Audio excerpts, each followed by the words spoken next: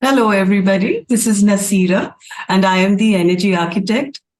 Today, we have with us somebody very, very special. He's actually my mentor, and I'm really grateful to him for making some time to be able to speak to us. He is Ujjaval K Buch, and he is a master certified coach, ACTC. Ujjwalji, thank you so much for being here today. Thank you, Nasira, for inviting me, and very happy to be with you. Thank you, Ujjwalji. I'll just give a small introduction about Ujjwalji. So Ujjwalji is a global executive leadership coach. He's been practicing for the last 11 years and is a proud member of the ICF Mumbai Chapter. He believes that masterful coaching is more within the striking distance than most coaches think. The pathway to mastery in coaching is through inner mastery. Ujjwalji has been practicing coaching since 2012 after a life-threatening major accident. He was bedridden for the whole year of 2010. During this phase, he went through his life purpose and a discovery process and got introduced to coaching and fell in love with it. So much so that he made it his life purpose. He founded United Minds in 2012 with the purpose line, "Let's create new possibilities." He has successfully blended approaches like coaching, positive psychology, latest research in neuroscience, emotional intelligence, and systems thinking. Systems thinking is at the heart of everything that he does.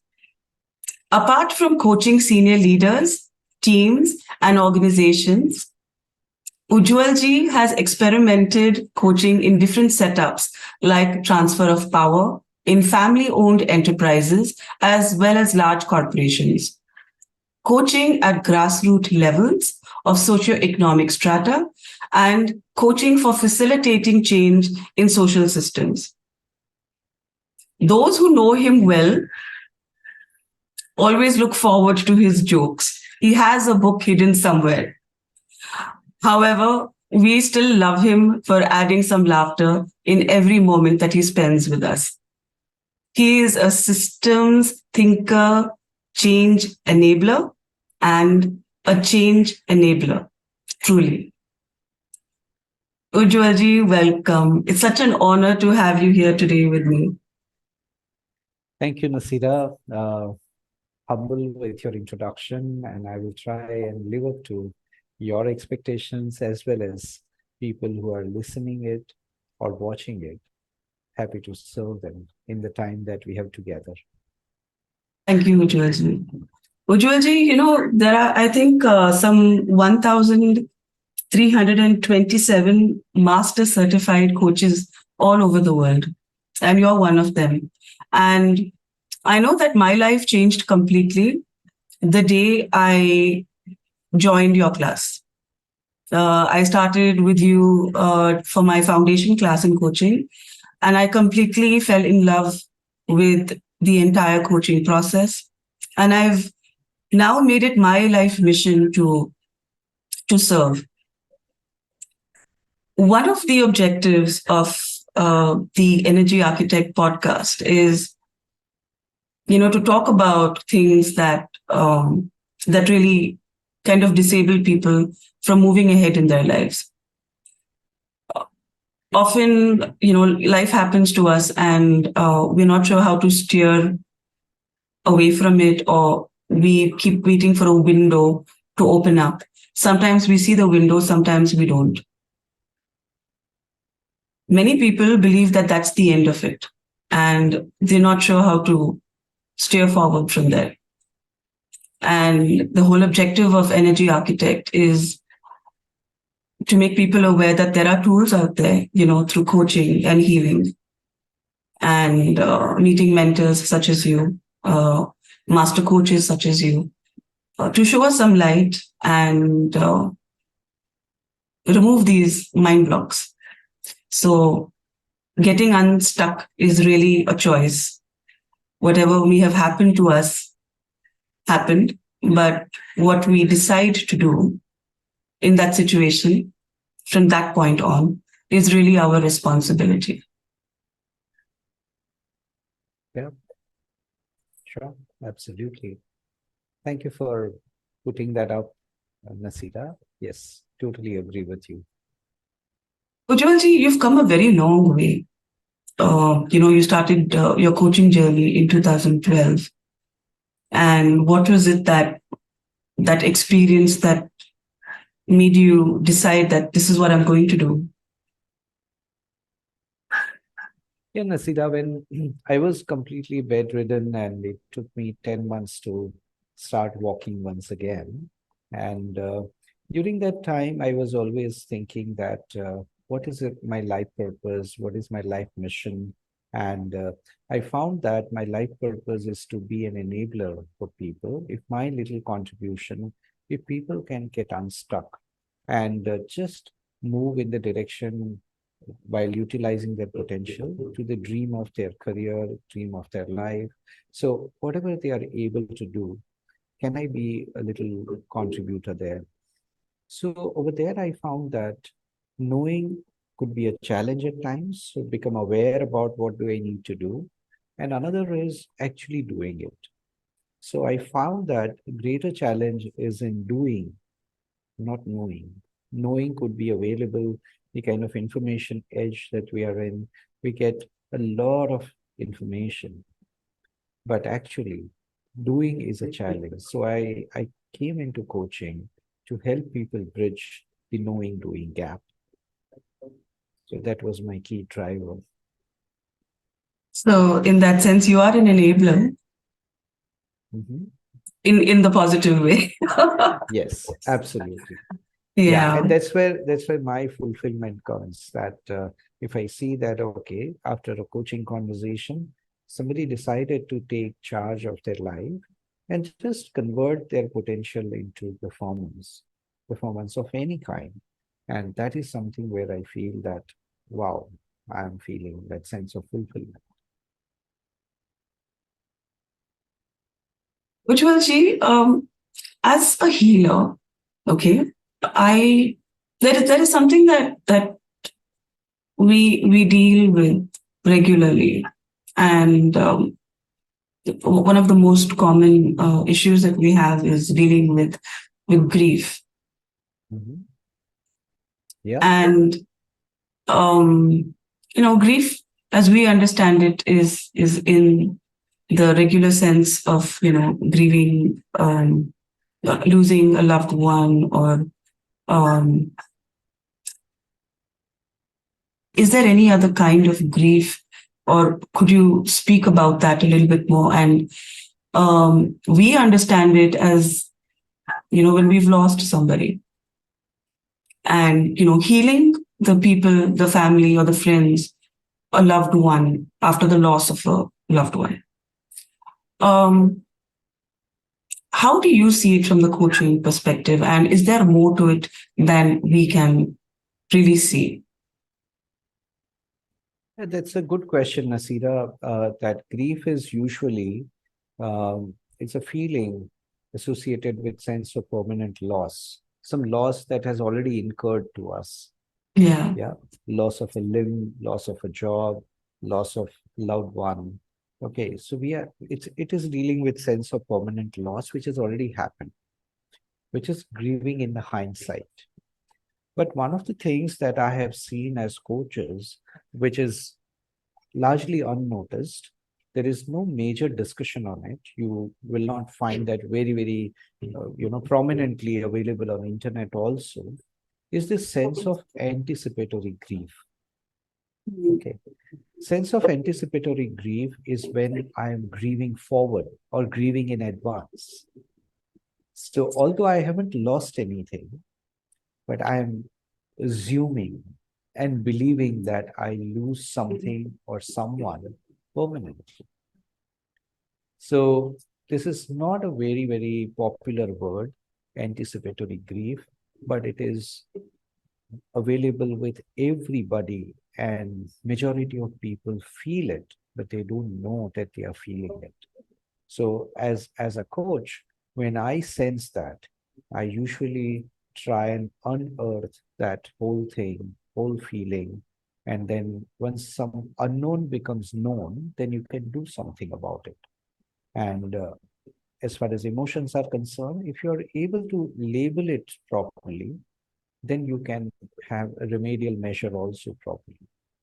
So anticipatory grief, in summary, is more prominent than grief, which is of the past, but anticipatory grief is dealing with grief of the future. Say, for example, I'm alive because I'm dreaming. I'm visualizing that my future would be better than today. That's why I'm putting all the efforts, all the struggles I'm able to deal with today. But the moment I lose my hope from the future, the moment I lose my hope from my dreams, I don't fuel that energy. And ultimately, I become stuck in the present moment because I don't think that I'll achieve something. So there is no point of dreaming if I'm not able to achieve it. And that really, puts a lot of weight on the people, and they become stuck in the present moment. Yeah. And also, I don't think there's so much of an awareness as to how to deal with it. Yeah. I don't think people really know how to process a loss like that. Yeah. I'm sure they don't know how to handle their emotions. So, something that comes to my mind is, what are the typical, what are the common emotions that one might go through when, so that people can identify these emotions and, take appropriate action. So what do you think would be the most common emotions that they may go through? Sure, Nasira. Happy to put some light on that point. But before that, as far as anticipatory grief is concerned, maybe I would like to distill that slightly further, is that it is related to your point in the future. Okay.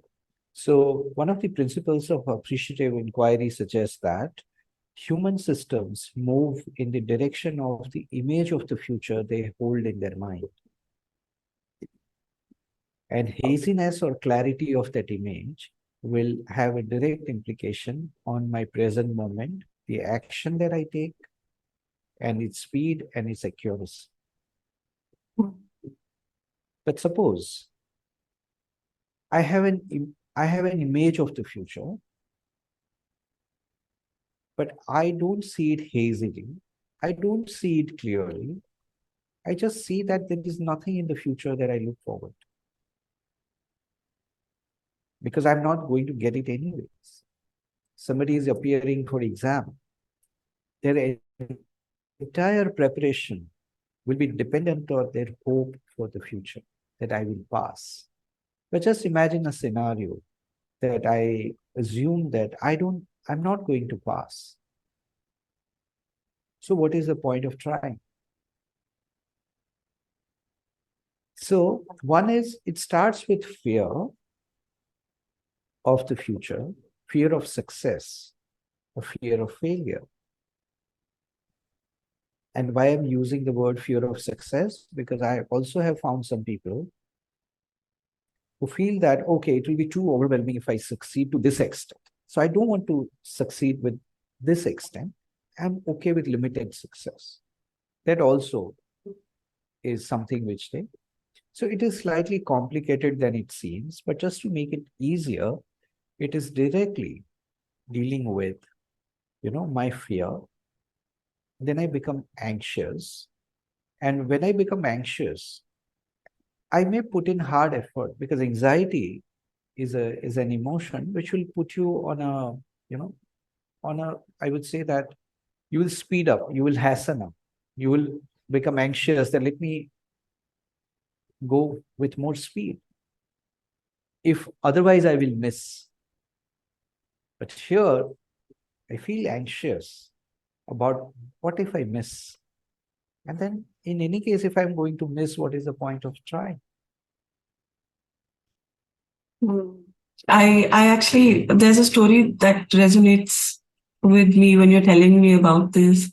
I don't know if I ever mentioned to you, I have a friend's daughter who um, was doing really, really well in life. And she was a Yeah. dancer, and she had a back problem.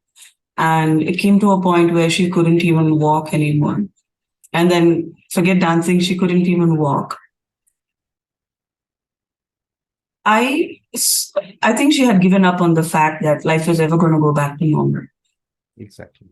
And I felt as though she had prepared for absolute failure, because she thought, like, even if she gets to walk now, that would mean so much. But now that her back is okay, she literally feels as though she's restarting life. She's Because she had prepared herself for an ending of sorts, and getting back up and realizing that her entire life is ahead of her is she's trying to see it in that sense. And so this would also be anticipatory grief, right? Yeah, absolutely. And what advice would you give to people who completely give up? Because I hope she's hearing this. Yeah. So people who decide to give up and have already given up, an advice or maybe a word of reflection for them would be that, then what are you alive for? You're alive for achieving something. So something that you have believed in before, start believing in that again, because that will give you purpose and meaning of your life. If not dancing as a dream, maybe something else, but something you need to look forward to, because that is deeply connected with life purpose. And once you submit yourself to in service of that goal, in service of that outcome that you wanted to achieve for yourself, it may not be for yourself, it may be for somebody else. If I may give you an example, Nasira, of channelizing that energy. Yeah. So one of my clients shared the story, which was really moving, how he channelized his grief. And instead of doing nothing, he chose to do something. So he lost his young son. He was riding on a bike, and on a rainy night, he really couldn't see the bump on the road. And as a result of that, he lost balance because bike was in speed. And son, although he was wearing helmet and everything, but still he just lost his life. Now this person when he went to the site and saw that this speed breaker was not painted with, radium paint so that one can see it in the night also. So he felt that, oh my God, if this happened to one person, I lost my son, but I don't think somebody should lose a loved one just because these pumps are not painted properly. So he started investing his time, energy, and efforts. One is raising awareness about driving at an appropriate speed, not too fast, not too small, not too slow. But he also started investing his money, efforts. He hired some people, and at his own expense, he started getting the bumps painted with proper sign, everything, so that he said that I'm only hoping that whatever I have gone through, so he, instead of grieving in the background, he just channelized that and he made it his life purpose. And so far, I think to the last count, he already enabled that painting on more than 3,000 bumps in his own city and also in surrounding cities where people now started calling. Okay. It is not a movement available on social media because he wants to keep it very, very private.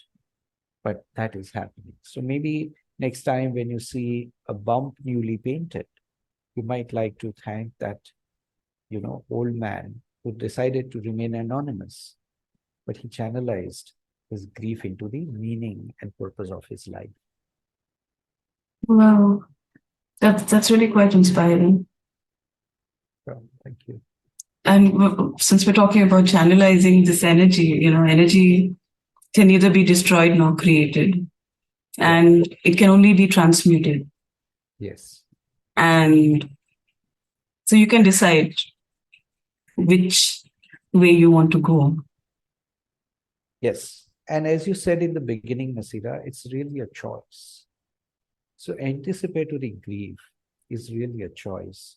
And I would invite viewers and also listeners to look at this work done wonderfully well by Dr. Martin Seligman about the entire birth of positive psychology movement started from his research when he found that people, some of them have decided to learn helplessness. So it is known as learned helplessness because I have decided that I can't do anything about it. Nobody else can do anything about it. So let me just remain stuck. It's a choice that they have made. So based on his research, he realized that, okay, if there is learned helplessness, is there something known as learned optimism? And this whole movement of his book, Authentic Happiness, is worth a read. And also the entire positive psychology, he's known as father of positive psychology. So anticipatory grief can be, can be balanced with anticipatory hope or anticipatory optimism. And the word anticipatory is not required in hope and optimism because I'm only wondering that it may happen, it may not happen, but let me try. I may succeed. Yeah, because when we are starting something new, when we want to achieve, because future is largely unknown. So whenever I'm thinking about the future, there is already a chance of 50% loss, 50% success. But if I focus on 50% failure, and I extrapolate it and take it as 200% and say that I am definitely going to fail. So what is the point of trying? Instead, if I focus on 50% success and say that, okay, the result is not known, but there is definitely a law of probability also suggests that there is a chance of 50% success. Let me stand at the starting point of 50% success, and from there, try and maximize the chances of success. So you don't have to go from 0 to 100. You're already given by the destiny that there is a 50% chance of success and 50% chance of failure. So while I'm looking at the chance of 50% success and then maximizing, increasing my chance of 200% success, and thereby reducing the chance of failure. But if I booked it well in advance, resolved that I am going to fail, then your life will be full of regret. And sometimes people love leading the life of regret. So also, it could emerge from self-pity, it could emerge from attention seeking, it could also emerge from gaining sympathy from others. But that's not the life that you were born to live. That's the message I want to convey. Okay. That's a wonderful message. Also, I don't think a lot of people are even aware that they're giving that out. For them, like you said, it's like this learned helplessness that is actually speaking, but that's the language of that pain, I guess. So, if there was a button to switch it on and off, okay, uh, how do you think you would approach a situation like that? Yeah, Nasira, first of all, it is about becoming aware that I'm not taking action. I'm just feeling stuck and I don't want to take action because I've stopped believing in my dreams. So one is to just rekindle that dream and then becoming aware that I have given up on my dream, but my dream is still there. I have put it somewhere in my warehouse. So how can I bring it out and also seek support? Because what happens is when any kind of grief people are having, just imagine, in all faiths, there is this provision that when, say, you lose someone, say somebody loses a loved one, then you have condolence meetings, you have people coming over, staying with that family for some time, maybe as short as 3 days to as long as 40 days. They stay and they are offering silent support. They are knowing that the person is not going to come back, but the life needs to move on. So gradually, with that support system, you decide to take charge of your life in absence of that loved one. Yeah. So here in anticipatory grief, unfortunately, people have no idea how to deal with it. First of all, they don't know that they are feeling it. But if you are losing drive to achieve your dream, take it as an alert and seek support of someone who is not going to judge you, somebody who's not going to give you unnecessary advice, suggestion, guidance unless you ask for, but maybe just a neutral sounding board, a dear friend, or a professional help like a coach, professional support system like a counselor. Go and talk to someone. Just don't keep it with you. The help may be available in a closer distance than you might think. And if you don't believe in your dreams, nobody else will. So you believe in your dreams and just see that how it is going to benefit others. Maybe it may not benefit you, but you may inspire a few hundred lives. Yeah. And people may come out of a difficult situation just by listening to your story, learning from you. So if not for you, do it for somebody else. Yeah. How is this different from the, the grief that one truly understands this as the commonly understood concept of grief? Yeah, it is different. Fundamentally, the feeling is the same. It gives same sinking feeling that one is I have lost it. So I've already booked a loss. I'm aware that I have lost a job, I've lost my limb, I've lost a loved one, anything. I've lost a relationship.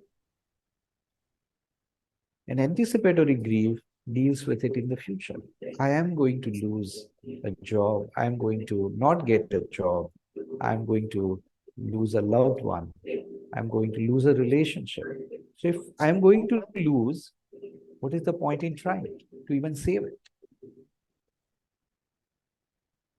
Yeah. And also, Nasira, one point which I would like to highlight is that it is not even related to these type of very grave situations. These are extremities that I just spoke. It happens in everyday life also. Yeah. For example, I was talking to somebody who decided to wake up at 5 a.m. from the next day and said that, okay, I'll focus on my fitness. So he did that for a couple of days, but during the day, he had sweet tooth. So he used to enjoy chocolates and cakes and, a lot of sweets. So whatever he used to lose calories in the morning, early morning, he used to then gather it, collect it, gain it during the day.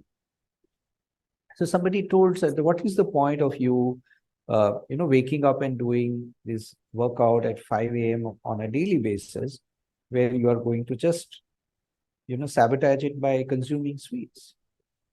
So instead of reducing sweets, he said that, oh yeah, that's right. What is the point? So he stopped getting up from next day at 5 a.m.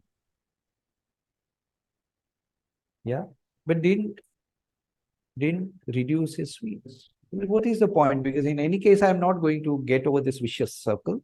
So let me choose an easy path by not getting up. Because what is the point of burning the calories and then adding it? That's an anticipatory grief. In any case, I'm not going to overcome this. So why might try even? Till the time somebody had a conversation with him that, okay, so you're not losing it. But if you're not stopping the sweets, you're only going to add it. So forget about becoming fit. But even for staying healthy, what are the consequences that you may have? So then they actually regress, even if they're at. Absolutely. So even if they Yes. are at an okay situation, just that emotion alone will make them Absolutely. actually regress. Yes. Yes. So sometimes, it has also has a connotation that to get people unstuck in the present moment, maybe fear of the future may drive them.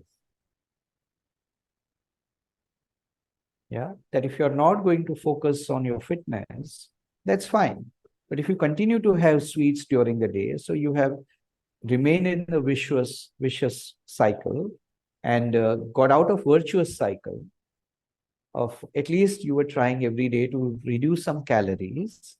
Now you're adding calories to your food every day. So, what are the consequences? And that's how anticipatory grief was channelized, fear of the future. That if you don't do this, you are going to get this. Right. Ujjavalji, in more graver situations where there is, if in case there is a terminal illness, or a fear of maybe say an amputation or something like that, there's also a caregiver involved, and it's not easy for them either, because I'm sure even they don't know how to process, their loved one's emotions as well as their own emotions.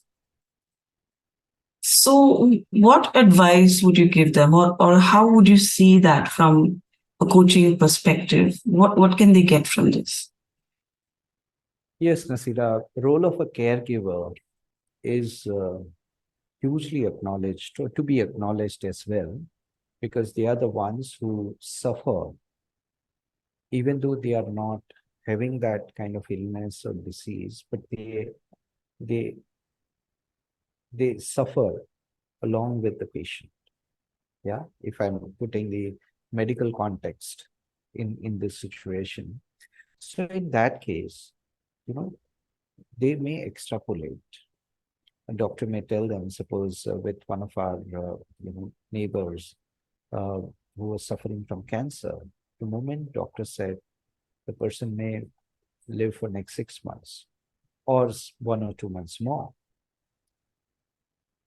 So caregivers were continuously working through the day and the night to take care of this person with a hope that person will live forever. Yeah. The moment doctor brought that reality check, out of 2, 1 lost the hope. So what is the point of trying even now? Because in any case, he's going to lose life. So that loss of motivation in anticipatory grief, not they didn't want to take care, but that drive and that zeal and that positivity went down.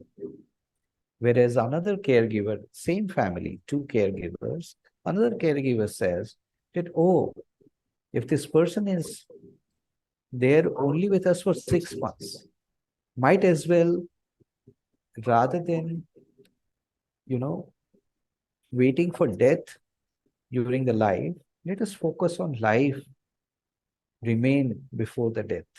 So let's add more joy, more fulfillment, more joyful activities around him. Let's plan that so that this person can live before he die, not die every day till he is alive. Sure. And they also probably go through that entire process of, denial.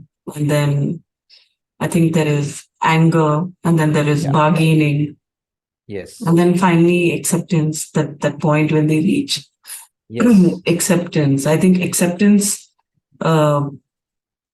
is a very huge part in. Absolutely. Yeah, Dr. Elizabeth Kubler-Ross and David Kassler has done a great job. People can also look at their website, grief.com, and what you just mentioned, these 5 stages of grief. Now they have added 6th stage to it called meaning. But I would also like to, I would like to also point out on this word acceptance. Because people who are dealing with anticipatory grief, they need to accept that they can realize their dreams, they can win whatever that competition that they are in. Rather than accepting in a negative sense, that accepting that I am not going to win, why might as well try? Rather than accept that they can win. So bring your acceptance to the frame of the future rather than frame of today. Yeah. And also accept that in my hand, only efforts are there, not the outcome, not result. So people who are deciding that they are going to lose their future, they are actually trying to block the energy of the universe. Because as it is mentioned in Bhagavad Gita as well, that we have only right to the efforts. We don't have right to decide on the outcome or the result.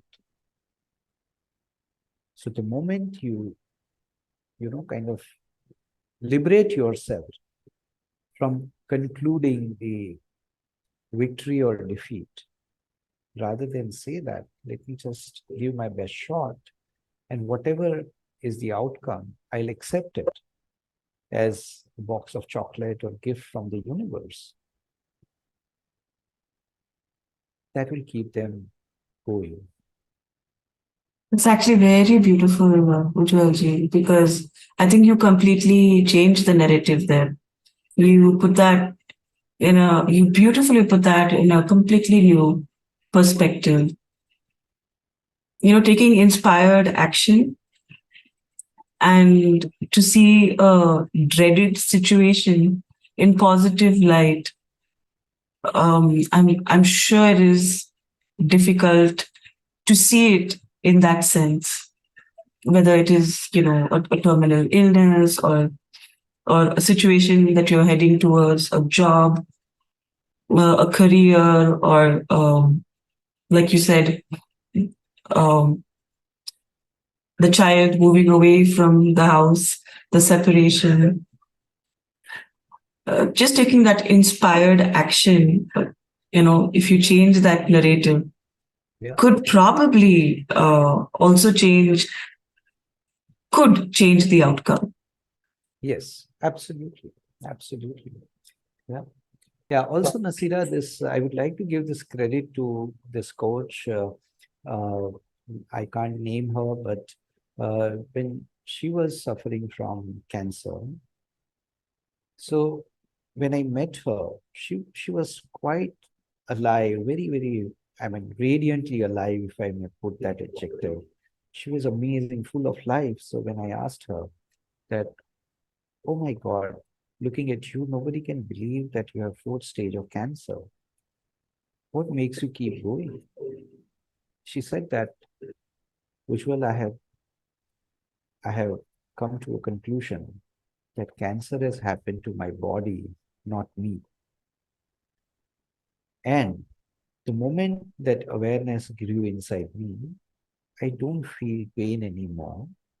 And I have decided that let me live till I die, not die every day till I live.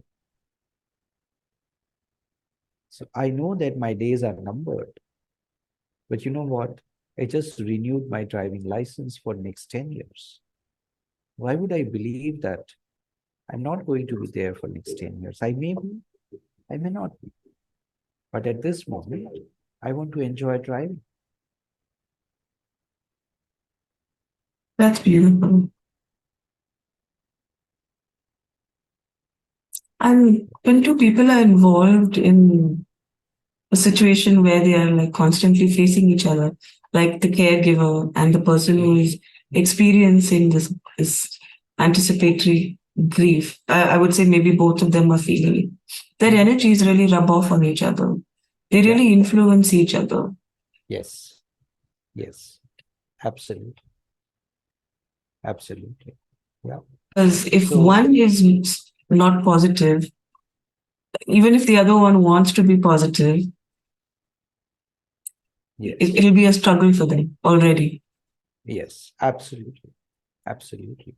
So, yes, Nasira, and one of the things that can work in these kind of situations is, and I'm really enamored by this sentence which I have read somewhere, that we are creating tomorrow's memories today. Yeah. So if I know that my loved one has a terminal illness, so what kind of memories that I want to live with in the future with reference to this person, this day, this moment? Because as we age, we have more to look backwards than look forward. And here in this kind of a situation, in anticipatory grief, people also don't look forward because they say that I've already given up on my future. So which means what you have is your present moment and the life that you have lived so far. Mm. So whatever has happened to me in the past, I cannot change it. I can really reframe my relationship with those moments, my terrible experiences, my traumas. I can only change my relationship with those moments. But in this moment, what can I do so that tomorrow, if I look back at today, I have more to feel better about myself rather than feeling more terrible about myself? If that awareness is brought, then life gets transformed. Wow. That is really beautiful. That was very, very deep, Ujjaji, what you said. the mindfulness that you could use at that time will really take you a very long, very far. Yes, yes.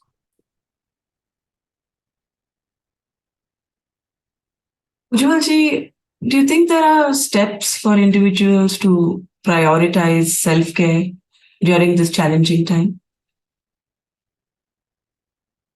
Because Yes, the mental and physical health are so deeply affected. yes. Because self-care also is something which doesn't come easily. We feel that we are destined to struggle and let's struggle. And if I take care of myself, how will I take care of somebody else? But no, in order for you to take care of others, self-care is not an option anymore. It's a priority. And in many cases, it is urgency. Mm. And self-care starts with self-love. Self-care starts with accepting yourself, who you are, and what you do, what you have done.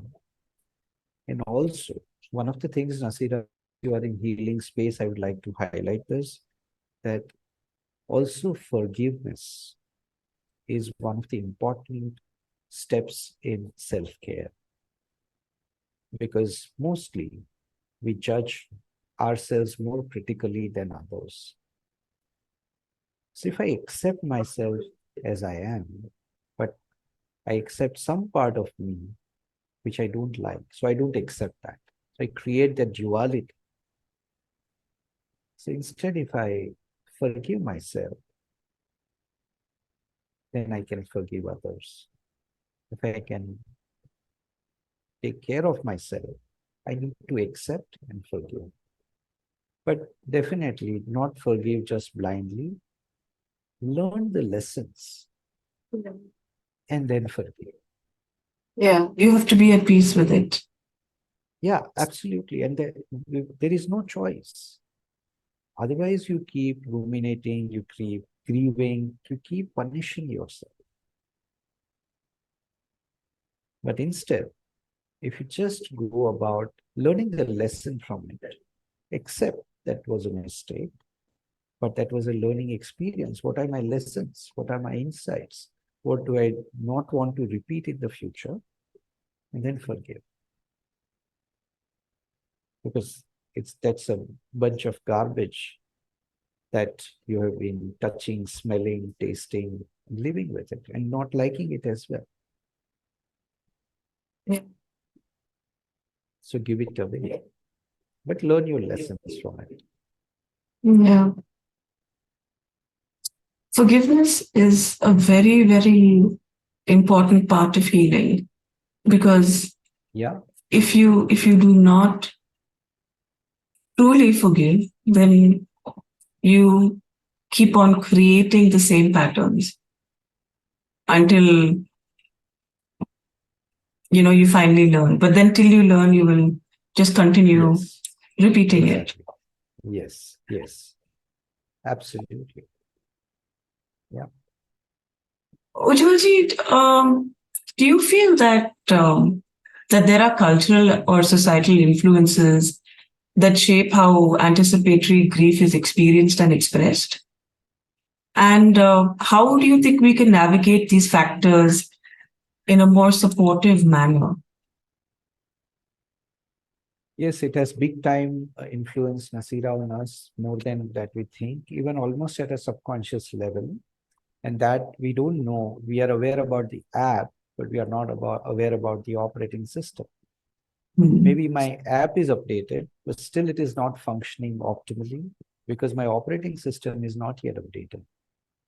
I have Yeah. been declining the software update. So our conditioning right from the childhood has one of the biggest influences. As Dr. Bruce Lipton says in his seminal book, The Biology of Beliefs, that whatever up to the age of 7 has been programmed usually goes into the subconscious and that becomes the driving force. And whatever are knowing later, learnings later, they just sit on it. But the major driving force, operating system, is what our childhood conditioning is. But the good news is that with awareness, you can change that wiring as well. Yeah. And one of the things that will be useful in these kind of situations is pause and reflect. I think that is what is missing largely from our society. Everybody is walking, running, rushing, but they don't have a time to pause and reflect. What am I thinking? What am I feeling? What am I doing with my life? What is it that I want to do with my life? That is where, helping professionals like coaches, counselors come into the picture, where they help you to pause and reflect and take charge. Otherwise, you are running, not even looking at milestones. You're just running. You're not looking at the distance to the destination, direction. So as Dr. Stephen Covey says, that I'm only looking at clock, not looking at compass. You're right. So for professionals who are going through, say, a loss of job or a loss of career, and they are going through this anticipatory grief, what advice would you have for them so that they can take inspired action? Yes, first advice would be to talk to someone who offers you psychological and emotional safe space, and also talk it out. Not what you are thinking only, but what you are feeling. It's like if I'm going to a doctor, and if I'm going to my lawyer, if I'm going to my chartered accountant, I can't hide anything, right? So rather than presenting your photograph, you need to present your X-ray. So like that, talk it out, talk to someone, and not with an assumption or anticipation of solving it, but just sharing it. Once you have emptied yourself, automatically the pressure on your own internal mental emotional system would reduce. And then that will help you to perhaps find answers within your own selves. Or you may have a mentor, you may have a counselor who can guide you, who can propose some solutions for you. And if you're okay with it, you might act on it. But the first step, most fundamental step, is to let someone know what you're thinking and feeling. Thank you for sharing that. And how about somebody who is going through separation, say maybe with a loved one, the mother watching their son getting married, going off to another country or going abroad. Yeah. There are so many emotions that come up, like jealousy and envy and maybe guilt or regret. So what would you advise somebody in such a situation? Yeah, so one is that whatever time you have left with them, make the most of every moment. And as I said earlier, that you're creating tomorrow's memories today. So how can you, focus on the present moment? Focus on quantity is not a great idea. Focus on quality is a great idea. Quality of time. Make the most of every moment, and also accept that change is a way of life. And don't believe that they will never come back. They may come back. Yeah. So, and you can go there. Not necessarily they will come back here, or somebody is going abroad, then you might go and meet them. And also use technology. Today, you just on a video conference call, you can just connect with anybody across the globe. You have a pleasure of seeing them, if not meeting them face to face. Yeah. There are so many unresolved issues and unspoken feelings that are involved in this. Expression and communication is like a very important part of this. And from a coaching perspective, because you are the master coach, from a coaching perspective, Ujjalji, how would you look at it, and how would someone benefit taking coaching? Yeah, yeah. So Nasira, usually, the struggle is in setting the goals, because people who are feeling with anticipatory grief, they will be setting goals for their future, which they have stopped believing them. So a lot of conversation happens around the benefits of goal, usefulness of having goal, and also the efficacy will come later, but why one would need to set the goal. So I think that is something, there is a struggle, because once they have that, and one of the books that I can recommend, maybe just I'm jumping the gun here and not responding to your question directly, but referring to this book, which I just remembered, which is Man's Search for Meaning by Dr. Viktor Frankl. Yeah, the classic examples of anticipatory grief there. So people, when they were sent into gas chamber, many people who committed suicide even before they were sent to gas chamber, because they thought that there is no point in living. In any case, I'm going to die tomorrow. Why not today? They gave up on life. So at that time, Dr. Viktor Frankl says that if people who are clear about their purpose, about their why, they can bear any kind of how. So they will go through any difficulty. In himself, chose to be optimistic and survive through those horrific treatments. Okay. Yeah. So like that, people who come for coaching, our biggest struggle or hassle is in helping them set the goals. These goals are of the future, and actions are in the present moment. So making them believe that you can set goals and you can achieve it also is where our discussion goes most. Wow.